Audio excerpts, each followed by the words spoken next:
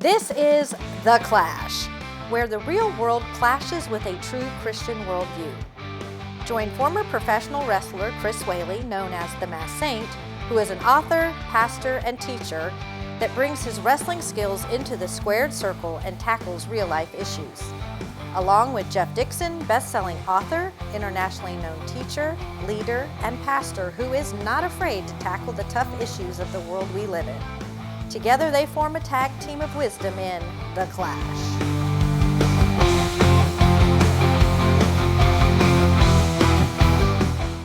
Hi, welcome once again to The Clash, where we take the real world we live in and allow it to clash into a Christian worldview. I'm joined by my friend, colleague, co-pastor, co-host, the incredible one, only cowboy hat wearing Masked Saint.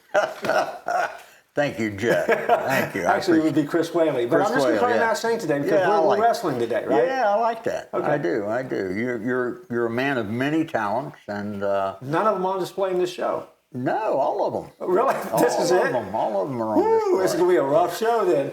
All right, but we have a guest today, and we're excited about that. And so why don't you introduce us to our guest, and we'll chit-chat a little bit. Okay. Well, I know this guy really well because we both got into professional wrestling in 1979, and he was still a college student at Florida Southern over in Lakeland. And so we trained together. I've had more matches with this guy than with anybody else in professional wrestling. He's one of the funniest guys that I know. He has been a friend for 45 years. He wrestled as college boy Dan Bench, but most notably he wrestled as the evil Prince Anaka. His name is Mike McClaskey. Mike, we are so glad to have you on the show today. Well, I'm very thankful to be here. Good evening to you, and good evening to all your listeners. You hit it right on the head there, Chris. Couldn't have said it better. Well, I'm glad. I thought you'd have something to say there, but that's okay. Mike, why don't you, I know things from my perspective, but you give us your perspective on getting started in professional wrestling. And both you and I were trained by the great Malenko, worked out with his boys, Dean and Jody, but you had the opportunity to actually work against the great Malenko. Yes, yeah. So, Jeff, Chris and I did come from a little bit different backgrounds. I was playing baseball in college, and I got cut, and I was actually looking for something to do. Born and raised in Florida, and loved championship wrestling like Chris did. Just loved it with a passion. And one day, one of my fraternity brothers came to me with a thing out of the newspaper. Remember what that was? That said that they're looking for people to train. Now, neither Chris nor I knew the inside of that business. We knew what we saw on TV, and we loved it. So this was an opportunity to try and get inside the business. So we trained and we trained and we trained. And what we found, unfortunately, was that every trainer held something back from you because they didn't want you getting to a point where you could leave them, basically. Unfortunately, one of the things they held back from us was, at the time in the late 70s, wrestling was union or non-union. What we were doing was basically non-union, and we didn't know that. Again, we were what they call green. But we loved it still, and we did what you say we do. We paid our dues. We wrestled every opportunity we could. Parking lots, bars, grand openings, anywhere and everywhere. And it was a blast for myself and probably for Chris. It was our night out with the guys, especially Chris, married with the young children. But I wasn't a night owl guy. I didn't enjoy going out doing the drinking and bar hopping. So this was my night out with the guys. And it was very enjoyable. We got to see some real characters. unfortunately, a lot of the guys that we wrestled with, that we came up with, had different lifestyles than we had different priorities than we had, and we weren't in a position, neither Chris nor I, to preach to them, so we didn't. But we really enjoyed it. We loved every second of it. And there are some great stories. All of us would get it. We called it the traveling circus, because there would be 10 of us in a van going to a show. And Chris, remember, we were going up to Georgia, and the promoter pulls over a half a mile from the event. Again, no internet, no cell phones. And he says, you, and you, get out. You're walking, because you can't have the good guys and the bad guys showing up to the event in the same van. So, half the guys got out and walked. And Chris was lucky, because Chris wore a mask. So even if Chris, if the guy said, well, you need to get out and walk, Chris will say, well, I just won't wear my mask, and they won't know who I am. Because once he puts the mask on, nobody knows who he is. So he was lucky in that aspect. Go ahead, Jeff. Well, tell me how you evolved into the evil prince persona. How did that come about? Very naturally and very easy, unfortunately. Wrestling is good versus evil. Yeah. That's how you cut it down. If you were to say somebody from another planet came down and said, explain to me professional wrestling, good versus evil. So that means you got to have a good guy, you got to have an evil guy. What you find, what Chris and I would tell you is, majority of the evil guys are the nicest guys in the world. They're good actors. They're good at doing that persona. I was wrestling in Tampa at a bar. It was the local guys, and they were wrestling either every week or a couple times a month. And they had a good following. They had, 50, 75 people coming. And I went to be a bad guy, but I was Dan Bench. I was college boy Dan Bench, and we wanted to be a bad guy. And I'm in the locker room, and I'm looking around, and here's a guy named Johnny Starr. Here's a guy named something else. Here's a guy named something else. And they're the bad guys. And I'm saying to myself, there is nobody here that these people are going to hate from the drop of their name. That's what you want. You want people to hate you just from saying your name. So I came up with the persona, the evil Prince Anaka. And that was the title. It wasn't just Prince Anaka. It was the evil Prince Anaka.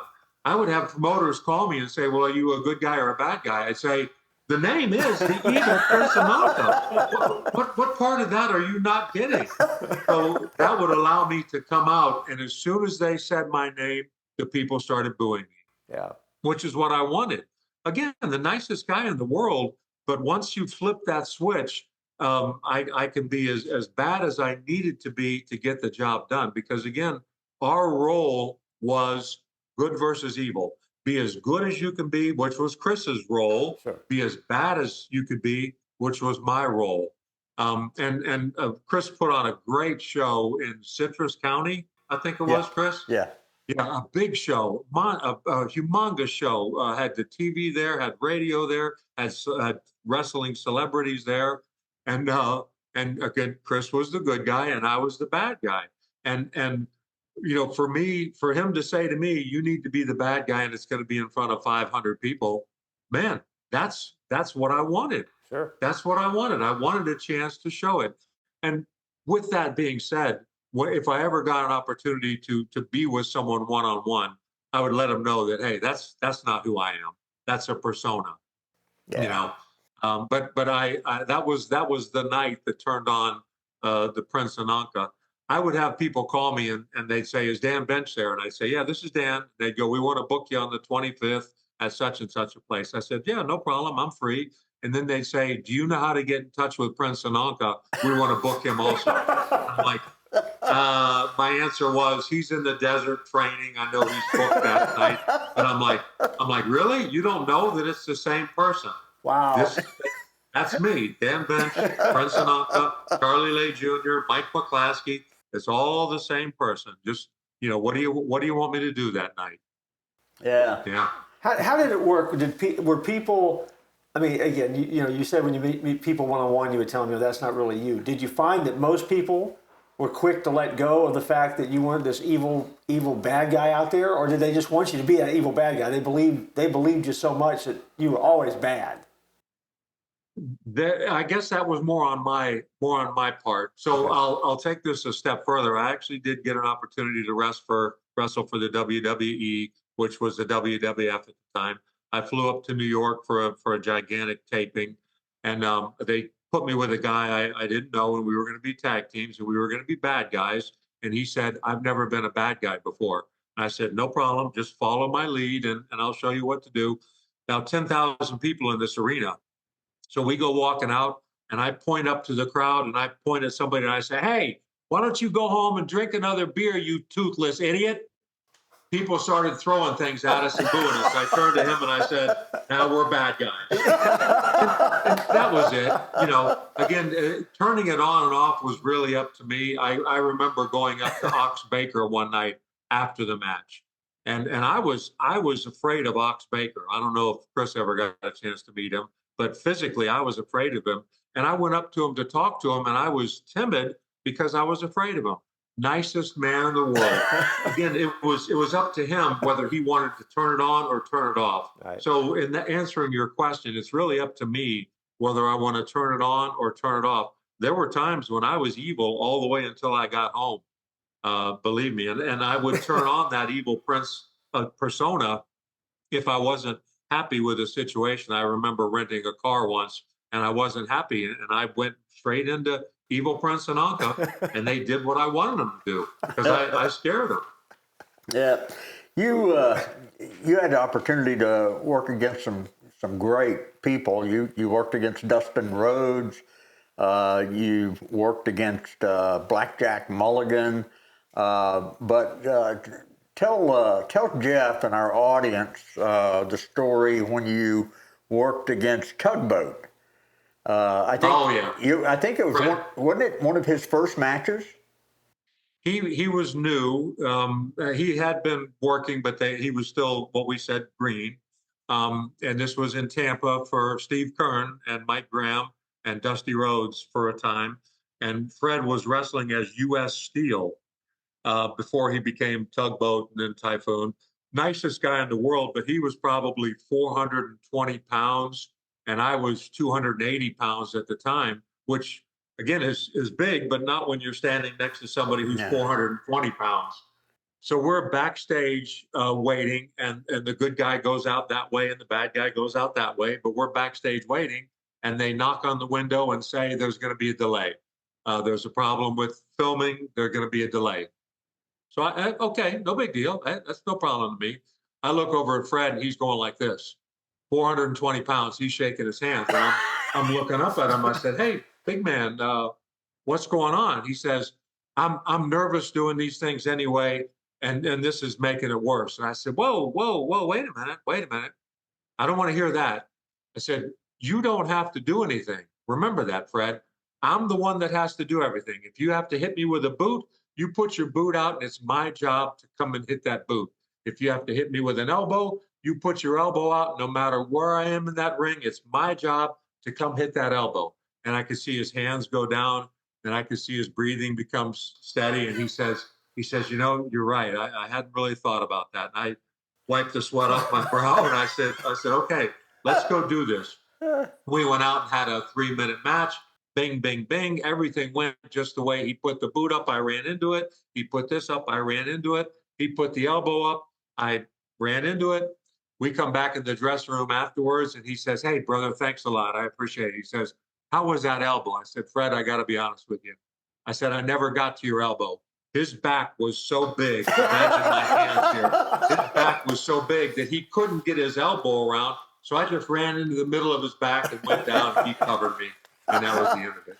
But nicest guy in the world. But man, that was really when you're with someone that's this big, Chris, like what Chris was with the Undertaker, you don't want to see them shaking or being being nervous.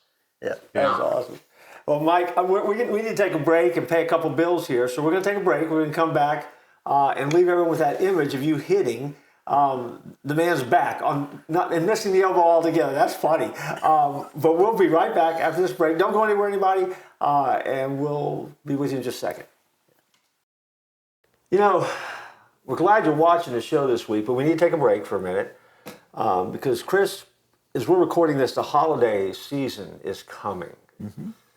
And you know, I always get stuff. What do I need to buy for the people that I love and I care about, and I really want to give them the best quality stuff that I can? I'm not talking about junk. I'm talking about stuff.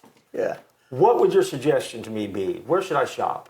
I would go to themasksaint.com, and that's MASKED, themasksaint.com. And there's all kinds of stuff on there. You could get one of my books, you could get The Masked Saint, you could get Harold's Heavenly Christmas, or this is a great one for now, Mr. President. And I've got t-shirts on there. I've even got masks on there. And, oh, there you go. Wouldn't that look good on you? I think it would. Maybe it would, but all kinds of things. We might look better in a mask. Plus, I just love hearing from people who watch The Clash. Yeah. And I'd love to hear from you. All right, so go to themasksaint.com. Yeah.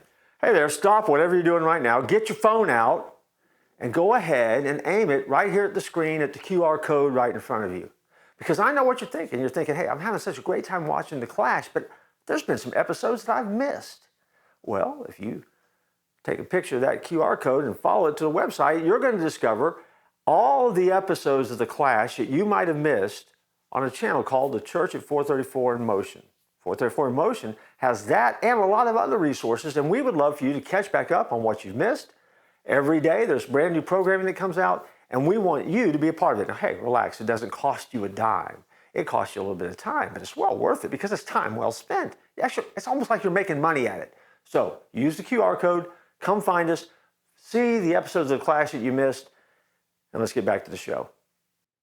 Hey, welcome back to The Clash, and thank you for being with us and not leaving during the break.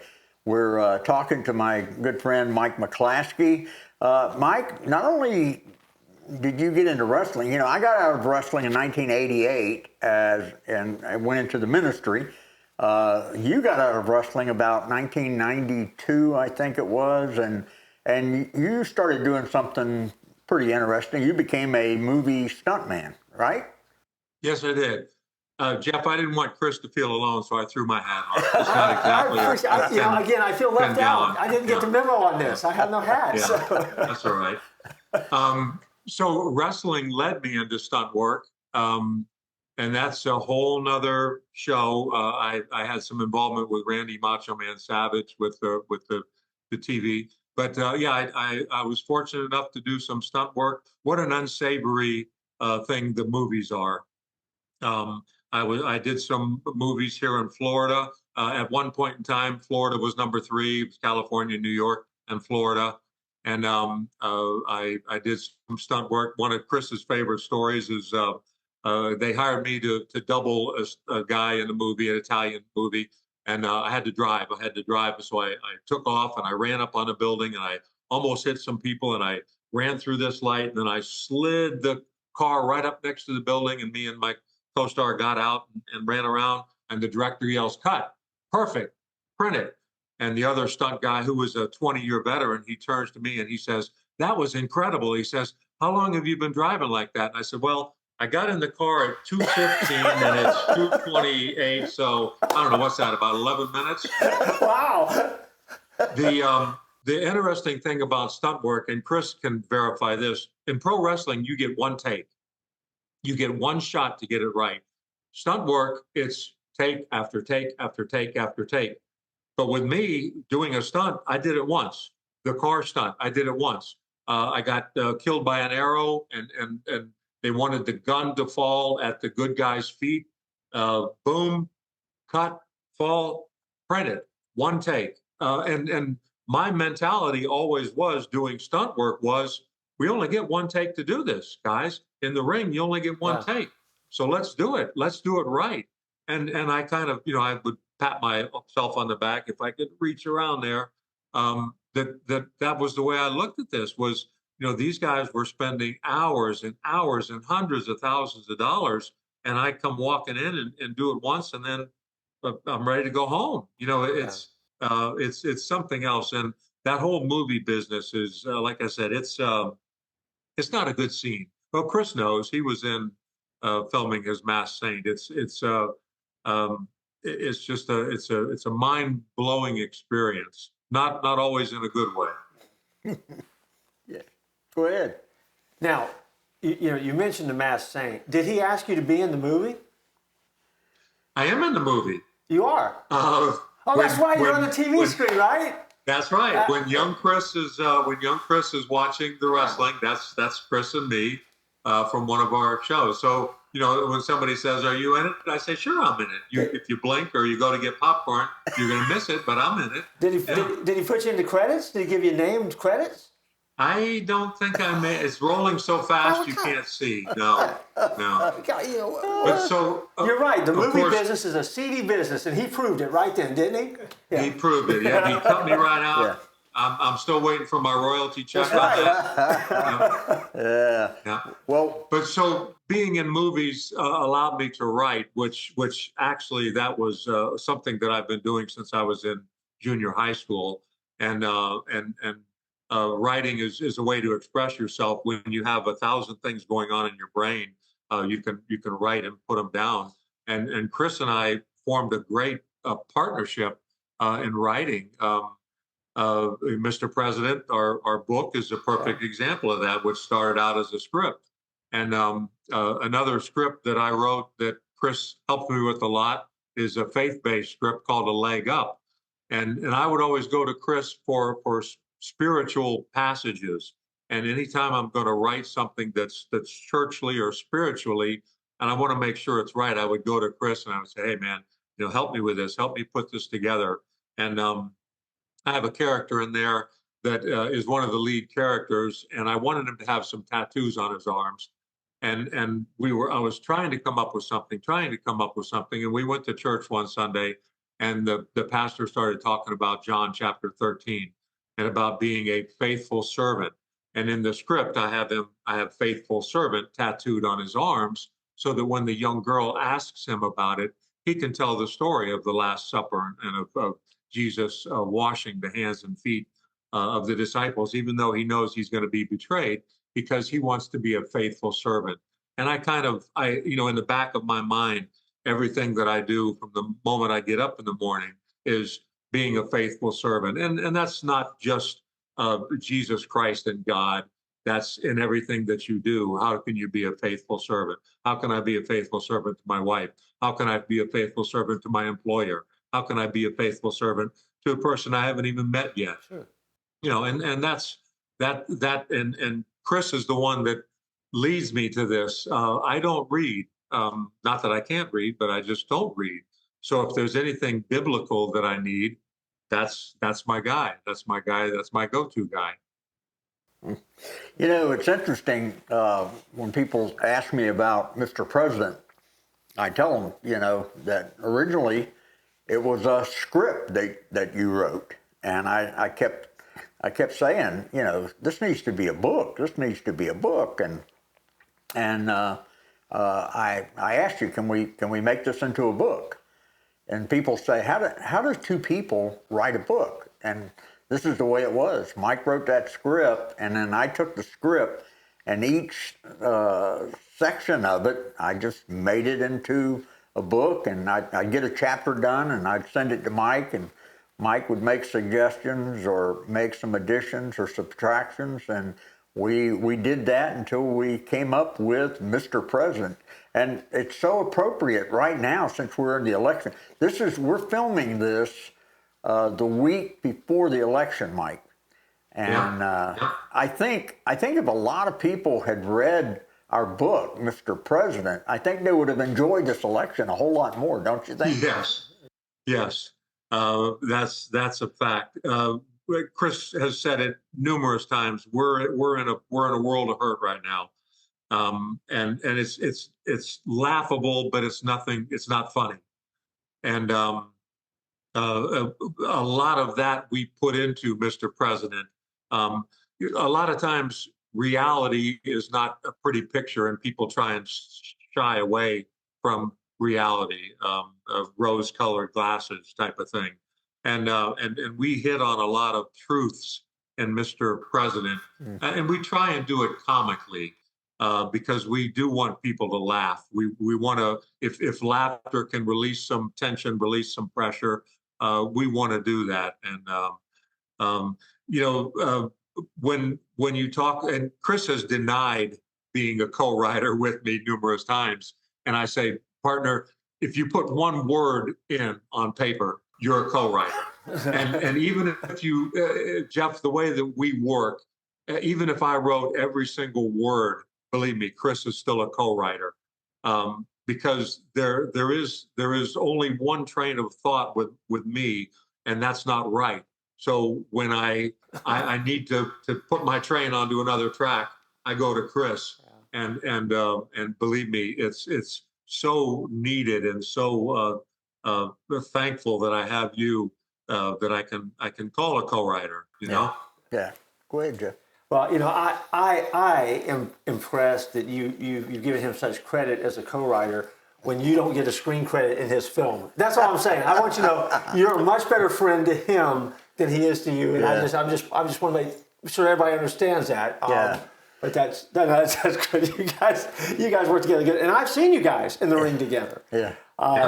When Chris decided it was not time to retire anymore, so that was great fun. That was fantastic. So. Now, Jeff, that was scripted, and again, we both write, but I'm the scripter. So when we were backstage, Chris came to me and said, "Script this," and one of our opponents tried to.